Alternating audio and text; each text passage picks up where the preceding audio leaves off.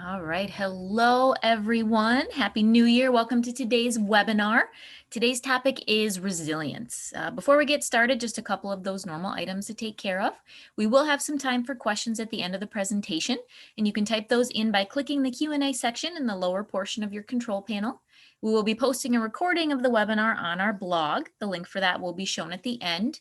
And if you would like a PDF copy of the presentation, there will be a link to download that on that same post as the recording. If your question does not get answered today, or if you think of another one, please email our support inbox, which will be shown at the end as well. All right, so here's the agenda for today. We will touch on what resilience is, and then just really dive into ways that you can build and develop it in your own life. So, like I said, let's dive right in. Now, what is resilience? Everyone goes through hardships and challenges in their lives, right? This past year, for example, was exceptionally hard for many people, and most of us were challenged, some in ways that we never have been before. Resilience is the ability to cope and bounce back from adversity we face, and hopefully even grow from that experience. Now, resilience isn't something that is the same all the time for everyone. You're going to have different levels of resilience in different situations and in different times of your life. Some things that pop up you'll be able to handle fairly easily, some not so much, right? We've all had that. But the great thing about resilience is that you aren't just born with it. You can learn from it, you can practice it, you can develop it, and you can strengthen it starting right now. So what are the benefits of being more resilient in your life? And also, how do you know if you are becoming more resilient? Well, resilient people are more likely to meet demands of their lives at work and at home more successfully. They're more likely to take action rather than stay passive to deal with challenges that they face. They're not afraid to seek support when they need it. And they're more likely to know when to stop and rest when they need it. Those last two are big ones in my book. Resilient people tend to have a higher sense of independence, self-efficacy, which is confidence in yourself to succeed in a certain situation. And they tend to have a better self-worth in general. Makes sense, right? If you feel confident in yourself and your abilities, you're going to value yourself more. Resilient people usually form more positive relationships and have that stronger sense of purpose in their lives. Now, again, depending on the time in your life and the situation you're in, you may not feel all of these things, or you may feel some more than others, and that's okay. The goal is to slowly become more confident in yourself and your ability to deal with anything life throws at you. So let's talk about what you can do to create that in yourself. What actions can you take to help get yourself in that positive mindset to know that you can handle anything that comes your way? Well, let's start with taking care of yourself. Self-care is an extremely important part of building resilience that many people don't really think of. We don't think of taking care of ourselves in general, but especially for building resilience. But think about it. When you feel good, you're better able to deal with stress. You're just in a better mood in general. You sleep better. You feel better overall, which makes you more resilient to stressors and challenges that pop up. Now, I encourage you to watch the self-care webinar we just did last month on our blog, as it goes into much more detail with self-care specifically, and it gives you some realistic steps to take. But in a nutshell, self-care is going to include these following things that I have listed here. Eating well, which ideally includes lowering things like sugar and processed foods and eating more real foods like fruits and veggies and good proteins, that type of thing, and then drinking more water. Exercising regularly is massive with self-care. The goal is 150 minutes of moderate activity per week. Things like a brisk walk would qualify for that. And then don't forget about getting in some strength exercises and stretching. Any movement's going to be good when we're talking about exercise and the mental benefits that come with it. Sleep. If you don't get enough sleep, it tends to put a damper on the rest of your decision making for the day. So we really need to make sleep a priority. Managing stress. This is a huge one, and one that we're going to touch on in a bit again. But it's helps build resilience, but it's also kind of the same as resilience in a lot of ways. How you deal with stress really helps to create that level of resilience. They kind of go hand in hand. Practicing stress management techniques like mindfulness, deep breathing, meditation to help your mind and your body be more calm and just in that calmer state can be extremely helpful in building your stress management skills and in turn that level of resilience. So, like I said, we'll actually give a meditation a try here in a few minutes. You can get a taste of what that looks like, especially if you've never done it before. Now, managing stress is also about knowing your individual stress signals. Catching yourself early in that stress cycle and starting to employ stress relieving activities helps you bounce back faster from those events, which is pretty much the definition of resilience, right? Now, everyone's stress signals are going to be different. So, this means that you need to pay attention to what happens to you individually. Tracking your mood and your mental state can be really helpful in determining what your early onset signals are. So, if you find yourself stressed, take a minute to think about what emotions you're feeling, what responses you had to those stressors and things throughout your day. Were you maybe short with your coworkers or your family members?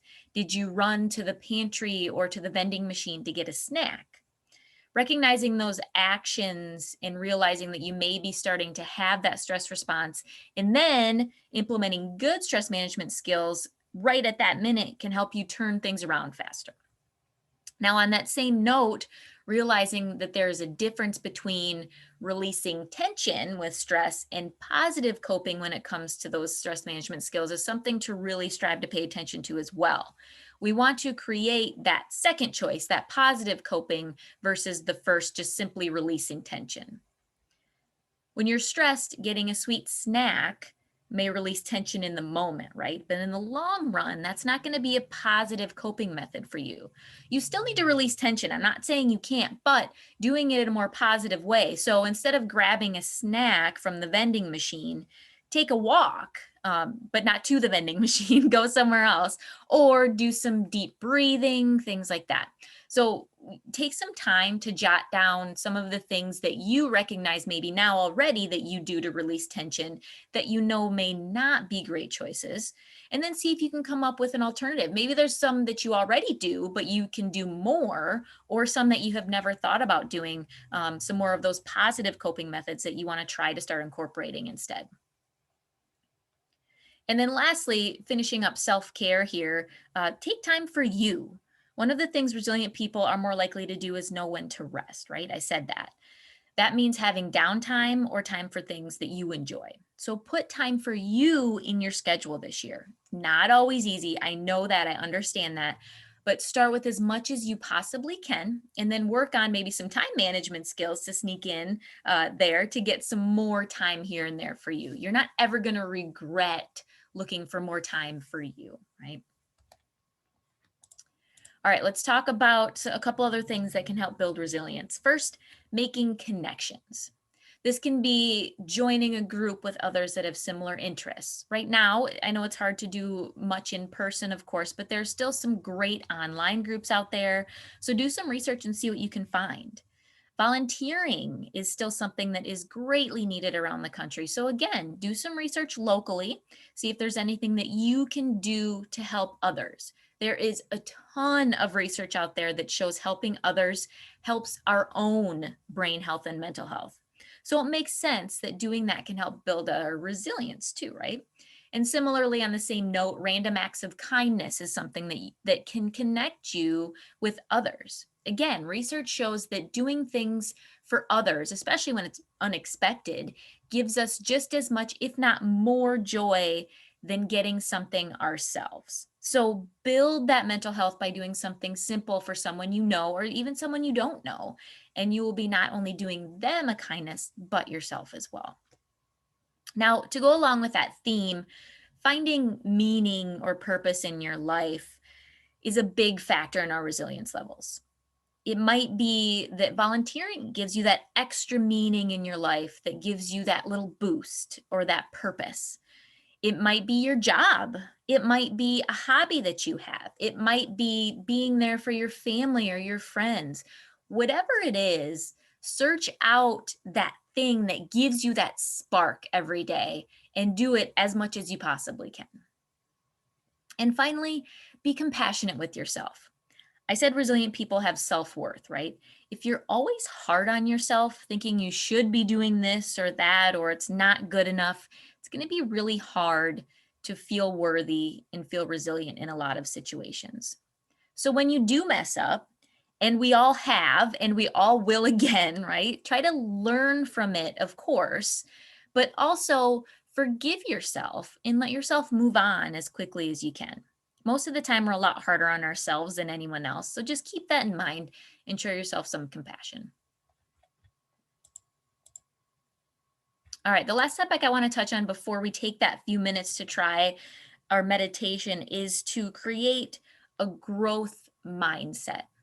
The article I got this from talks about a growth mindset versus a fixed mindset. So, a fixed mindset means that you believe that your intelligence and your abilities are fixed, that they can't be changed. A growth mindset is the opposite. It acknowledges that you can learn from challenges, like we've talked about. You can learn from setbacks, learn from experience, and you can increase your intellect and your abilities. Sounds kind of like what we've been talking about with resilience, right?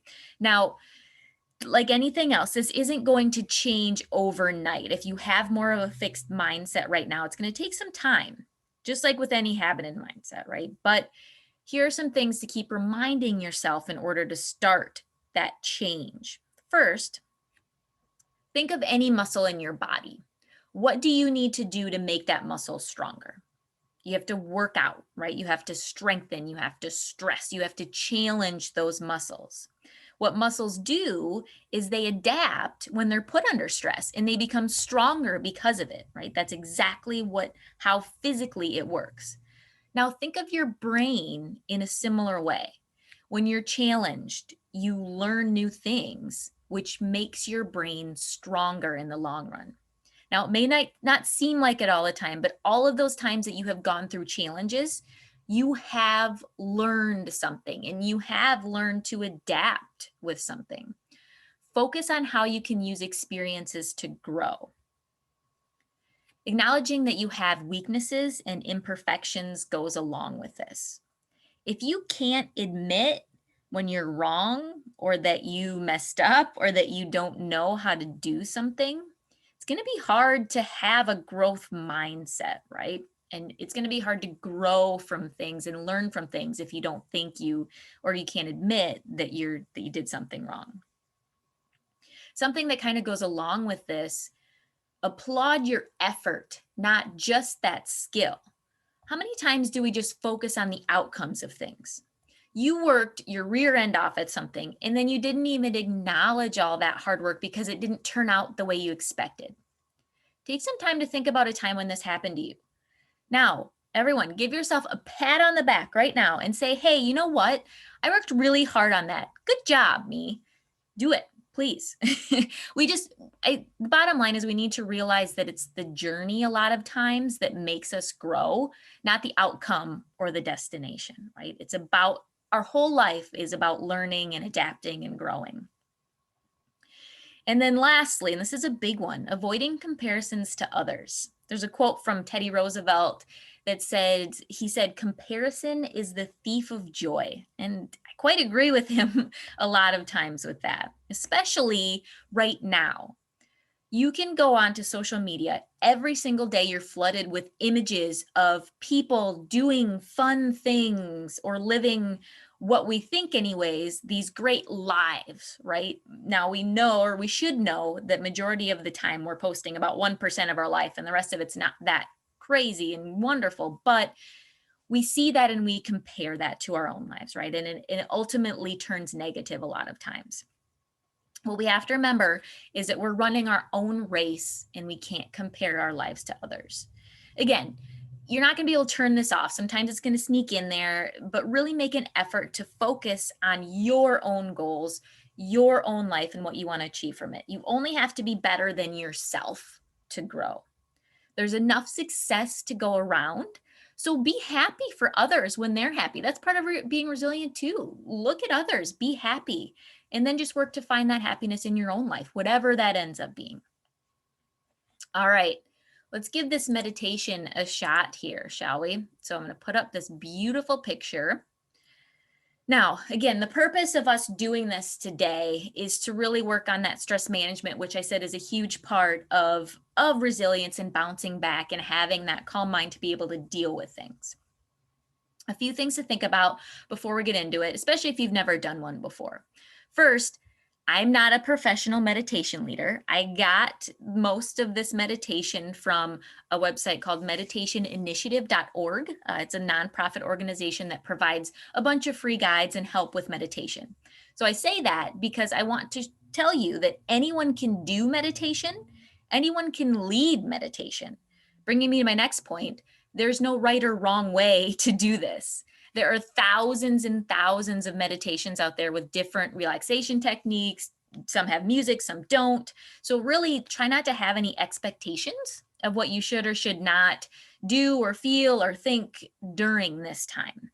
Your brain's not going to stop thinking. You will have thoughts. Different things will come and go in your mind. You're going to notice things and sounds around you depending on where you are at the moment. And that's okay. Meditation, I think sometimes people have a little bit of a misconception. Meditation is not about controlling our thoughts. It's about sitting, it's about breathing, it's about experiencing being in the moment. This is huge and something we all struggle with. We want to be in the moment in an effort to just slow down and calm our minds, which helps calm our bodies physically, which in the long run helps lead to positive changes in how we think, how we feel physically, and how we respond to adversity and stressors because of the fact that we're just in a more calm frame of mind, right? And eventually supporting, along with other healthy habits, an increase in that resilience that we're looking for. So while I do this, there's going to be periods of me talking and periods of silence during the meditation. So this is meant for beginners. So it's really going to continually focus on bringing your mind back from some of those other distracting thoughts to the moment. I'm not going to play any music in the background today, but if you happen to have done this before, or if you want to look up apps and recordings of meditation online, a lot of them do have calming music in the background. Again, everything's a little bit different. Being comfortable is another important aspect of meditation. So if you can, if you're sitting, I'm assuming most of you are, sit in your chair with your back as straight as is comfortable for you. We want to relax our body. So relax your shoulders. You can rest your hands on your knees or on your lap, whatever's comfortable. Feet are flat on the floor, ideally. Your eyes can be closed or slightly open. Your mouth and jaw are relaxed as well. That's a big one. You can breathe through your nose or your mouth, whichever one you prefer. Again, there's no right or wrong here. The most important thing is to breathe comfortably. All right, so we're all in a comfortable position, hopefully. I'm going to start the meditation. So I just want you to start with, again, either closing your eyes or keep them slightly open, like I mentioned. I want you just to take 3 deep breaths, nice calming breaths.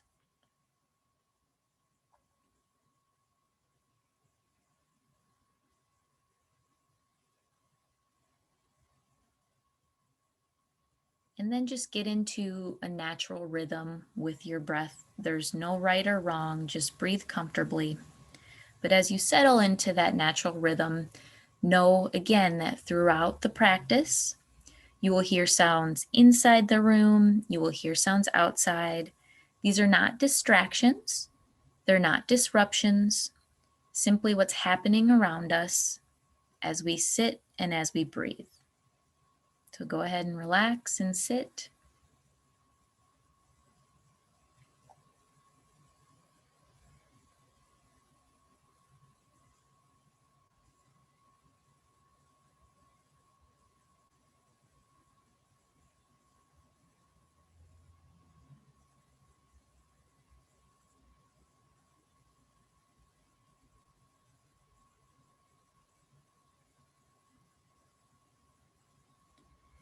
Begin to notice the mind as it wanders, jumping from thought to thought.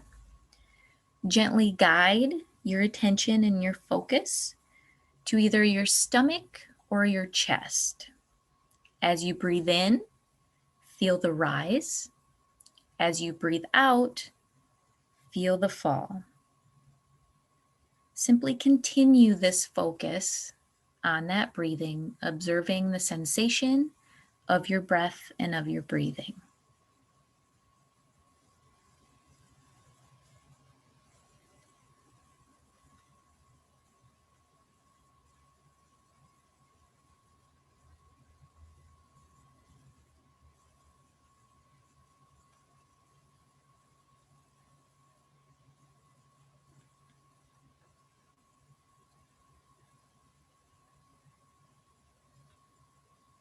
Notice again your mind as it may wander, different thoughts are coming in. Acknowledge those thoughts and then release them, returning your attention and your focus back to that breathing, back to that sensation of breathing in and breathing out.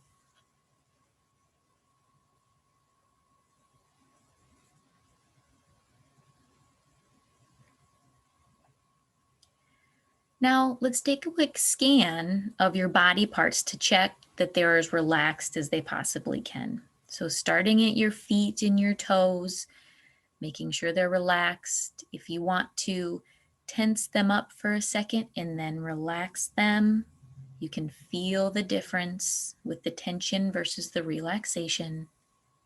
But start at your feet, work your way up your legs from your calves to your upper legs,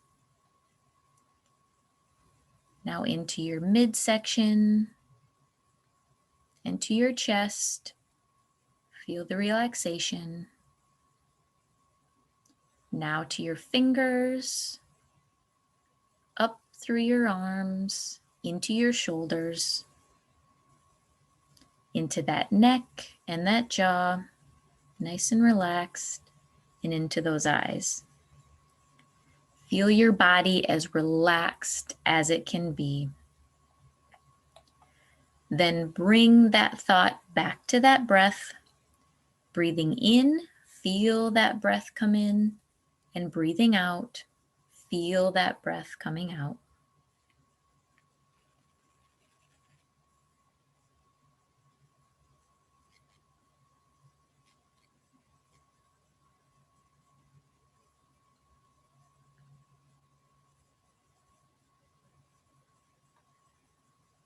That mind may wander again. Again, just gently guide that attention back to your breathing.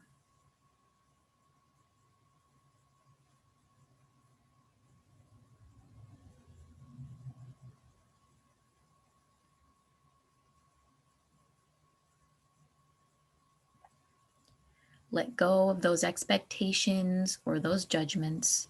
We're just sitting, we're just breathing, we're just in that moment. Learning to be comfortable in the stillness.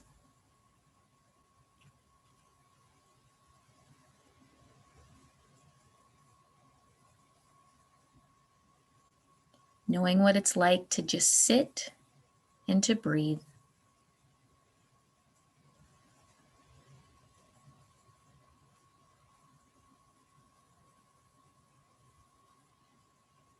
All right, let's take 3 nice deep breaths again.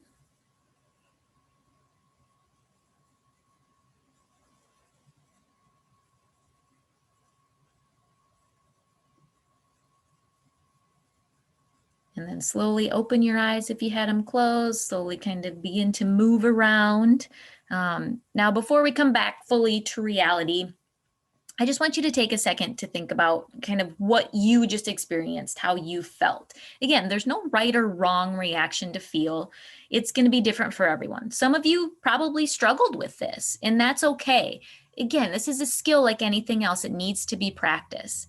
But the goal of meditation is really, truly just to take a second and focus on our own mind, not everything else that is going around us, all of those external cues, everything. And it literally can be just that, a second or a minute. It doesn't have to be even this amount of time that we did. What was this, 4 minutes or 5 minutes or so? Again, the goal, the purpose of calming our mind is to work on not reacting immediately to every stimulus around us and just to be sometimes. It can be easier to respond rather to react in situations when we're calmer. So the difference there, we respond in a more thoughtful way rather than we just react emotionally, right? That's the difference. We want to have a clearer head. We want to have more confidence in our decisions and actions and increase our ability to be resilient, right? We create our mood. We create our perception of our lives. So something like this can just help us be calm and really take a second to really be in control, right? Which is not always easy. So like I said, we create our mood, we create our perception. So work on making it a good one in your life. And then just to finish up, I just wanted to add some areas to think about if you're looking for additional support. So do your own research, see what works best for you to increase your feelings of purpose, increase your self-management, increase your self-care, increase your connections, all of these things we talked about today that can help build resilience. Try to pick one of them and really focus on a couple things that you can do today, small things that you can do. There's apps for meditation. I listed a couple of them here. Like I mentioned already, support groups online, locally. There's so many books and podcasts and online motivational videos from all different types of people. I typically hesitate to give specific examples for books and things because we have such a different way that we like to receive information, right? And there's a lot of different ways that people give information out there. So look up what interests you, how maybe there's someone that you already know of that you could look up if they have any books or anything that can just kind of help you feel better about yourself and help you increase that resilience. And then checking to see if your company has an employee assistance program or EAP to put you in touch with maybe a therapist or see what other benefits they offer. And you can always talk with your doctor as well to see if they have any thoughts or ideas. If you are struggling, if you feel like you're not bouncing back from situations and things like that. Again, these are just ideas to get you started, but find some time, plan some new strategies, get yourself ready to make every day a great day.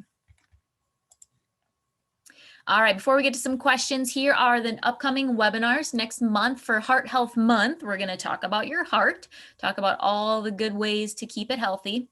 And then in March, we're going to talk about healthy eating, specifically kind of for beginners. Now, it can help everyone, but I want to talk about using those easy, simple ways to start eating a little bit healthier. And then if your company does have lifestyle rewards, I know many are maybe starting over this month with the new year. They may have questions on the webinar when you go to submit. Now, most companies won't. So you will just go on to your My Health Check 360 account into the lifestyle rewards. If you do have questions, these will pop up for you. I try to make them not too difficult. They're mostly common sense ones. So, but again, most of you won't have this, but if your company does, these will be the questions that will pop up for you. And then here's our contact information. Like I mentioned at the beginning, if you have questions that pop up, or if you want to watch this webinar, or if you want the PDF slides of this webinar, healthcheck360.com/blog is going to be where you're going to see all of our webinars and be able to download everything and register for upcoming webinars as well. We are all also on all that great social media. So we're on Twitter, we're on Facebook, we are on Instagram. So please follow us. We do offer tips and things all year long with that. And then if you want to talk with a health coach, give us a call. Our 1-800 number, we can set you up with a phone call, or you can email us. If you have specific questions, you can email us to schedule as well. All right. That's it, everybody.